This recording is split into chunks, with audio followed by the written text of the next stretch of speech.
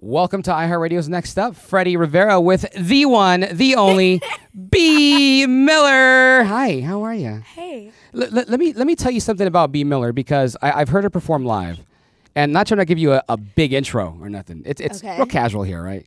You're like not trying to give you a big intro, you're but a normal person. you suck. Yeah. Anyway. No. Purely the opposite. She's one of the artists that not only sounds great when you listen to it in the headphones or in the car, but when you experience Bea Miller live, pretty freaking incredible. So let's start from the beginning. Bea Miller, I want to know, you're from Jersey, from Brooklyn? Yeah, the first place I ever lived was Brooklyn. I was born in Manhattan, lived in Brooklyn until I was 4, and then was pretty much raised in New Jersey. Gotcha. So you consider yourself a Jersey girl, kind of, right? Maybe. I don't know. I'm like kind of like on the border of like a Jersey girl and like a New Yorker because like even though I didn't grow up there necessarly, like I went there every day with my friends, and like it was only like a 25-minute train ride, so it was kind of like, I don't know. Who was musical in your family, or how did you start even getting into music? My mom used to be. She was a vinyl DJ, like an actual vinyl kidding, DJ. really? And Your mom? yeah, in like the 80s. She's so cool. so My mom dope. was the coolest.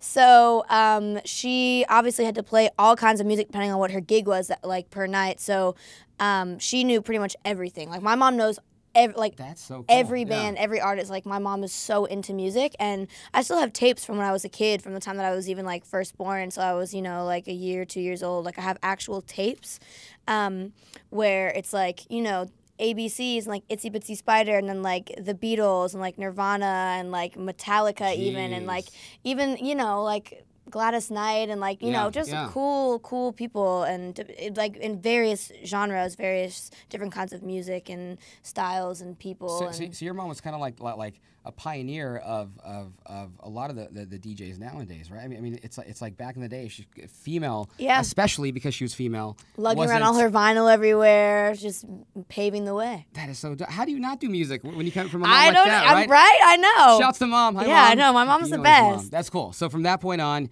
you decided that I was born with a great voice, and here I go. Well, okay, I never thought I could sing because I would listen to people like Christina Aguilera, for example, and like Mariah Carey, and women who were very huge, and like everyone was listening to them, and like that was like, and they were doing all the riffs and like the and I can't do that. Like my voice doesn't go like I can't physically. So I used to listen to that and be like, well, my voice, like I can't do that, so like I'm obviously not a good singer, blah blah. I can't do it. And I used to like to sing, and I would sing like alone in my room, and I wanted to do it, but I was like, that's unrealistic. There's no way I can actually do this. Cause I didn't think that tone mattered. I didn't think that used to be a cool thing to have a raspy voice when I was younger, because like a lot of people I listened to didn't sound like that. And when I was younger, like I just didn't really get it. Right. And then I started getting into Amy Winehouse, and I was kind of like, oh, like this is kind of cool. Like this is sick. Like she sounds different than the rest of these people, and she's like interesting. And then one day my mom. So, like, I had a bedroom in the attic, and there was a door at the top of the stairs, and, like, I couldn't see people that were on the stairs from the door because, obviously, you're down the stairs and the door's up here. So one day, I was, like, singing along to an Adele song, I think, and I stopped singing. I heard someone crying out in the stairwell, and I, like, opened the door. My mom was, like, sitting on the stairs crying. She's like, I didn't know you could sing like that. And I was like, I didn't either. Yeah. So that's when it clicked for me That's gotta be pretty incredible though, because I mean, you see how pop and just music in general has gone from point A to point B, and see the way music is kind of blending genres are like a melting pot, right? Yeah. Then you kind of see artists who are kind of up and coming in like the newer generation that kind of have a different sound from the way it used to be, or I guess the way it's expected, right? In a general sense, right? And then you kind of I guess as an artist you kind of find yourself, right, at a certain point, and then you just explode like you are right now, right? Yeah, you just figure it out, and one day everything makes sense, and it clicks, and you just follow it. Got it. Bea Miller. So this is the point where Bea Miller's at now. She's been on tour with many artists. Like give me an example of some of the artists you've been on tour with. The last person I went on tour with was Selena Gomez, which was really cool. Tell me what that I was obviously like. grew up listening to her and watching her on TV and idolizing her, like everybody else my age, and it was definitely cool to be on tour with her. And it was inspiring just to see somebody who started out so young and is still doing what she likes to do, and is on stage killing it every night and having a good time. And it was cool to actually see that every night, and to see somebody who is still out there doing what they like to do, even after having started so early and have been doing it so long. it was cool to me because I started out young too. Yeah. Tell me one thing about touring that a lot of people don't know about touring. Like, give me some like the background, like you know what it's like. Like, what time do you get up in the morning when you're touring? Like what's the timing like? So I mean, maybe this is just me, but like if I don't have a meet and greet until like 3, and that's the first thing I have to do, like I don't usually get up until like 12:31. Like you can actually sleep in so hard on a bus because when you walk in, there's like the living room area, and then there's a door, and then there are all the bunks, and there's another door, and there are no windows in the bunk area. So if you close both doors, it stays pitch black in there. So it could be the middle of the afternoon, and you'd have no idea. So it's really easy to accidentally sleep in all day. Right. So I would do that a lot.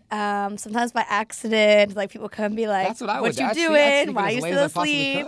But sleep's important. But then you forget because then you got like you got radio interviews. You got it depends on what you're doing. But like if there's certain days where the first thing I have to do is a meet and greet, then I'll sleep in later. But if there's other things I have to do, obviously I wake up first. But that's kind of a fun fact is that it gets literally pitch black. Like it feels like it's the middle of the night at all times. Like where you're sleeping in the bunks.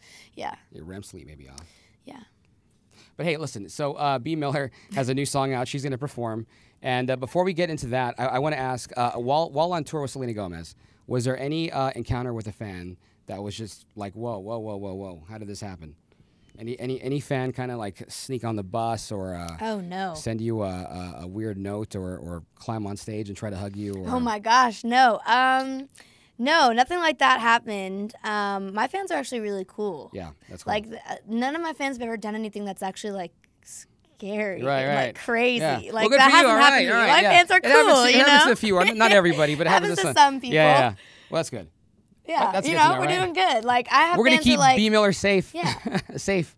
She's fine the way she is now. Good. Like, I had fans who, like, at one point, this was on a different tour. This was, like, 2 years ago, but I had fans who were, like, we're like actually almost friends in a way, and like after a show one night, our bus wasn't leaving until really late, and some of my there were like 10 fans outside of my bus, and I just like went out and like brought some snacks from the bus and just sat in a little circle with them, and like one of them had a dog, and we just chilled, and, like ate snacks and talked for like you guys an are just hour. hanging, just hanging out. You yeah, know? I'm sure you get to like know the faces or get to know the names after seeing them so many times and everything. So that's really cool. What is one fact about Bea Miller, that we don't know? A fun fact.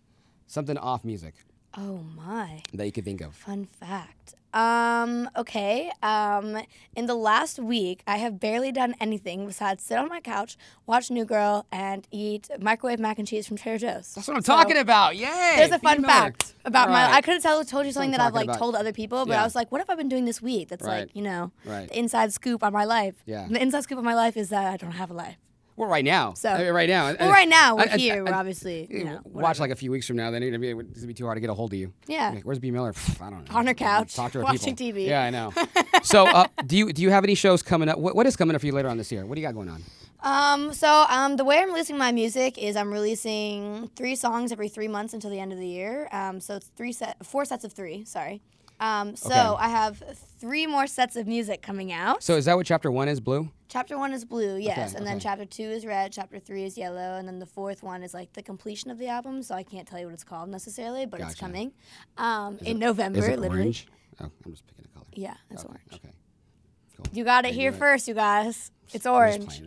That's cool. So that's going to happen over the next few months of the rest of the year, right? Yes. And then hopefully there's going to be some shows, obviously, coming up. We're trying to figure that out now. I think we're trying to wait until after the second set of songs come out, because I'm not trying to like go on tour and only have 3 songs like type of thing. You know what I mean? That'd be really weird. Like, hey guys, thanks for coming to the show. Yeah. Here's 3 songs. Here's 3 and I'm songs. out. All right. So Bea Miller, incredible singer. You're about to watch her perform now. You're going to perform 2 songs.